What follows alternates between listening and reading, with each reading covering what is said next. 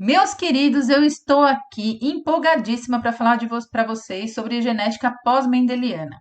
A genética pós-mendeliana, a parte que eu vou falar para vocês hoje é somente de herança qualitativa, tá? Que vai englobar a interação gênica e a pleitropia. Quando a gente fala em genética pós-mendeliana ou genética moderna, a gente vai estar falando de uma herança que ela se afasta um pouquinho da proposta de Mendel.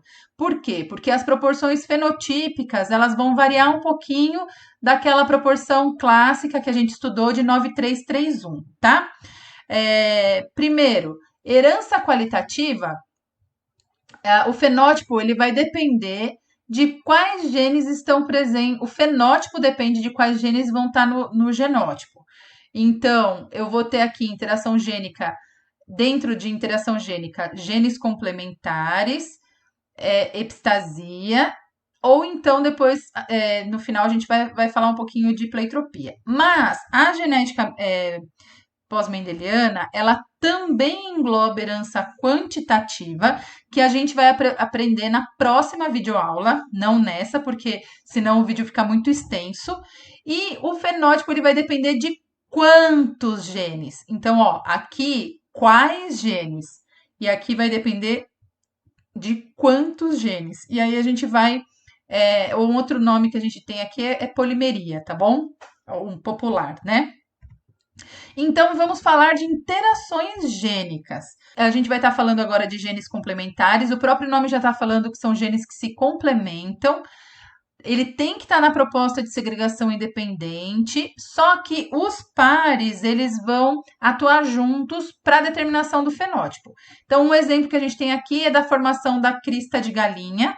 Então, existem 4 fenótipos para a crista de galinha: a crista noz, rosa, ervilha e simples. Para ter a crista noz, ele precisa ter, aliás, para formar a crista da galinha, porque a gente está falando de uma característica só, que é a crista, eu preciso de 2 pares de cromossomos que segregam independente, o par R e o par E. Se eu tenho 2 genes dominantes, um gene dominante de cada, ou seja, naquela proposta que a gente estuda, dominante com dominante, a crista vai ser do tipo noz, que é uma crista enrugadinha, fininha, pequenininha assim, na galinha. Se eu tenho só o errão, ou seja, um dominante e recessivo, eu vou ter a crista rosa, que é uma crista que, na verdade, não é que ela é cor-de-rosa, ela lembra a pétala de uma rosa, né? A criatividade enorme do cientista. E a crista ervilha é quando tem o exão. Então, aqui o R, na verdade, é de rosa, o E é de ervilha, para a gente poder guardar, né? Quando eu tenho rosa com ervilha junto, vira crista noz. Mas se eu não tenho nenhum desses 2 genes, eu vou ter o tipo de crista simples, que na verdade é a crista mais comum que a gente tem.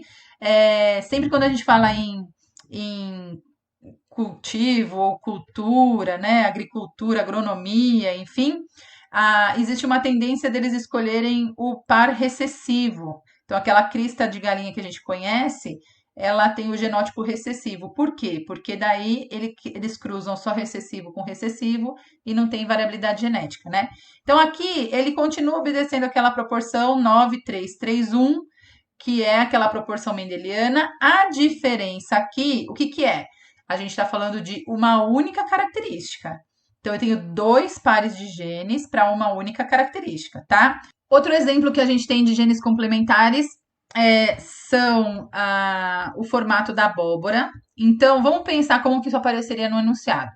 Ele poderia falar assim: quando separados, os genes azão e bezão determinam abóboras esféricas. Juntos, os genes determinam abóboras discoides. E o genótipo duplo recessivo determina a abóbora alongada. O que, que isso vai dizer para nós? Então, ó, quando eles estão separados, então, azão com bezinho, bezinho, azinho, azinho com bezão, ele vai ser esférico. Quando estão os dois juntos, azão com bezão, eu vou ter discoide. E quando eu tenho duplo recessivo, alongado. Ó, de novo, o que eu tenho aqui, ó, dominante, dominante, dominante, recessivo, recessivo, dominante, recessivo, recessivo. Se a gente está falando de dois pares de gene, a gente tem que usa sempre essa linguagem, porque essa linguagem do dominante, dominante, dominante, recessivo, recessivo, dominante, recessivo, recessivo, ele vai ajudar você a colocar as proporções. Por quê? Porque eu sei que essa proporção em Mendel é 9331. Só que qual é a diferença que aparece nesses genes complementares? Esses dois fenótipos aqui, desculpa, esses dois genótipos aqui, eles dão o mesmo fenótipo. Então, na verdade, a proporção que eu vou ter para as abóboras, né, exclusivamente falando, é de 9 para 6 para 1. Então, percebe que quando você entendeu direitinho, segundo a lei de Mendel, você sabe fazer o cruzamento para F2 e você consegue colocar essa relação, essa tabelinha, não tem como você errar a proporção, porque daí você sempre vai seguir a mesma lógica, tá bom?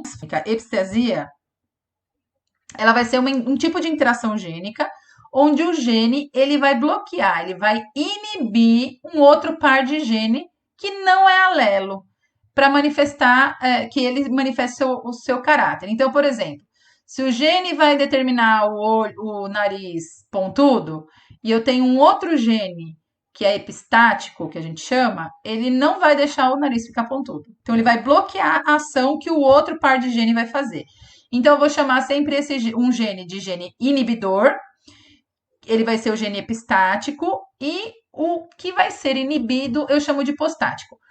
O termo hipostático pouco aparece no vestibular, mas o gene falar que o gene é epistático significa que esse gene ele bloqueia a ação, ele inibe a ação do outro gene, tá bom?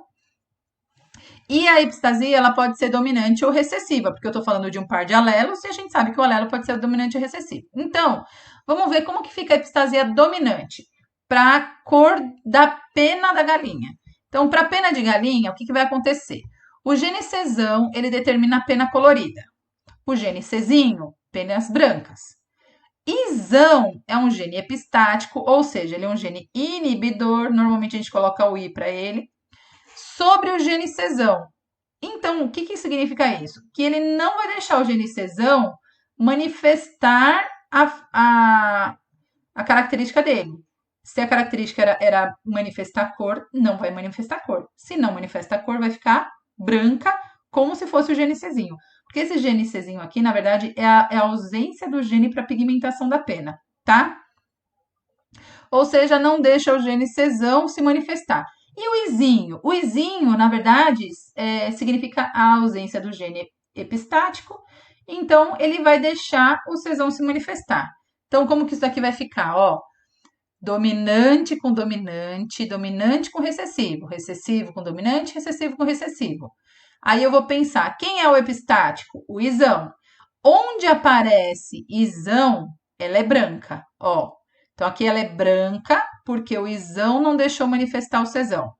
Aqui ela é branca por dois motivos. Aqui já seria branca de qualquer jeito, mas além de tudo ainda tem o gene epistático.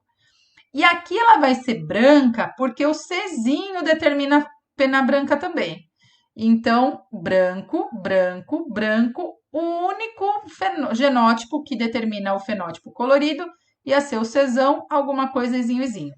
A proporção da segunda lei de Mendel é a mesma, 9,331, mas a gente percebe que aqui só apareceram dois fenótipos, ou a pena branca ou a pena colorida. Então, na verdade, aqui eu vou ter uma proporção de 12 galinhas de penas brancas para cada 3 galinhas de penas coloridas.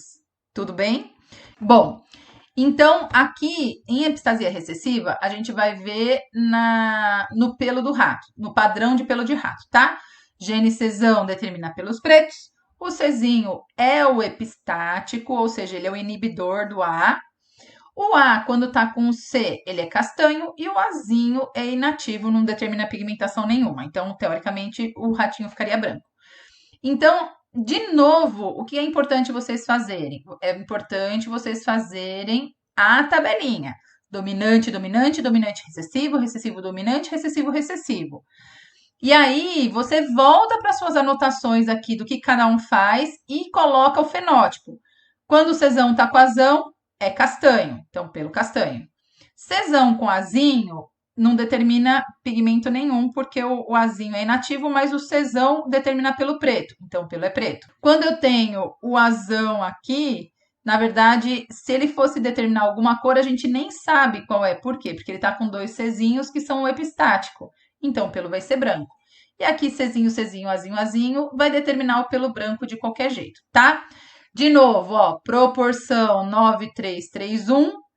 Só que daí, olha aqui, eu tenho dois fenótipos brancos. Então, o que, que eu faço? Eu junto esse 3 com esse 1. Então, eu tenho aqui uma proporção de 9:3:4. Bom, e para finalizar, a gente vai falar de pleitropia, que também é um tipo de herança qualitativa. E o que a gente precisa saber é somente a definição de pleitropia, tá bom? Então, a pleitropia é quando eu tenho um único par de genes que condiciona várias características simultaneamente, tá bom? Então, a gente fala que é efeito múltiplo de um gene. Tem um único gene só, aí ele vai formar a característica número 1, a característica número 2, característica número 3. Eu trouxe aqui para vocês três exemplos, só a título de curiosidade, para vocês saberem o que, que são essas características, né? Mas que a gente não precisa decorar ou saber, enfim, né? Aqui a gente precisa saber. Aqui um exemplo que a gente tem é a síndrome de Lawrence-Moon. Eu tenho um único gene, esse único gene ele vai determinar obesidade, oligofrenia, polidactilia, hipogonadismo. Aqui a gente tem. Então, agora, para terminar, a gente vai falar um pouquinho de pleitropia, que é um tipo de herança qualitativa também. Só que aqui o que acontece? Eu tenho um único gene, par de genes, que vai condicionar várias características. Então, a gente fala que tem efeito múltiplo de um gene, tá? Então, aqui o exemplo tem um gene, ele vai determinar a característica número 1, número 2, número 3. Então, o que a gente precisa saber é a definição de pleitropia. A gente não vai precisar se aprofundar em relação a isso, até porque a pleitropia ela é extremamente complexa. Então, eu trouxe para vocês aqui três exemplos, só para título de curiosidade, tá bom? Então, por exemplo, tem a síndrome de Lawrence-Moon, que um único gene ele causa obesidade, polidactilia, pigmentação na retina do olho. Então, um único gene causou essas três características. A síndrome de Marfan também ela é causada por um único gene, que inclusive está no cromossomo 15, né? E aí ele vai dar uma série de defeitos cardíacos, causa escoliose, afundamento do tórax, pode dar problemas visuais, aracnodactilia, que na verdade eles têm braços muito longos, desproporcionais, né, ao tamanho do corpo, com dedos muito alongados e uma flexibilidade extrema, porque eles têm um defeito na produção do colágeno. Então, são pessoas extremamente flexíveis. Tudo isso por conta de um único gene. E a pleitropia, ó, a fenilcetonúria também é uma característica, é uma doença, né, na verdade, que está relacionada à pleitropia, porque eu tenho um único gene que determina deficiência mental, convulsão, icterícia, queda de cabelo, urina muito concentrada. Por quê? Porque, na verdade, esses indivíduos eles não conseguem digerir a fenilalanina, que é um aminoácido que normalmente está presente, por exemplo, nos refrigerantes, né? O teste do pezinho é a forma da gente diagnosticar a fenilcetonúria logo que o bebê nasce, para principalmente tentar evitar a deficiência mental. E como que a gente consegue evitar esses sintomas que aparecem aqui? Simplesmente não ingerindo fenilalanina. Então, eles acabam tendo uma dieta alimentar restrita, né? Pessoal, então é isso que eu tinha para falar para vocês. Eu espero que vocês tenham entendido, que esteja tudo certinho. E não deixem depois de assistir a videoaula sobre herança quantitativa, tá bom? Que ela é bastante importante também. E logo, logo eu vou estar postando para vocês.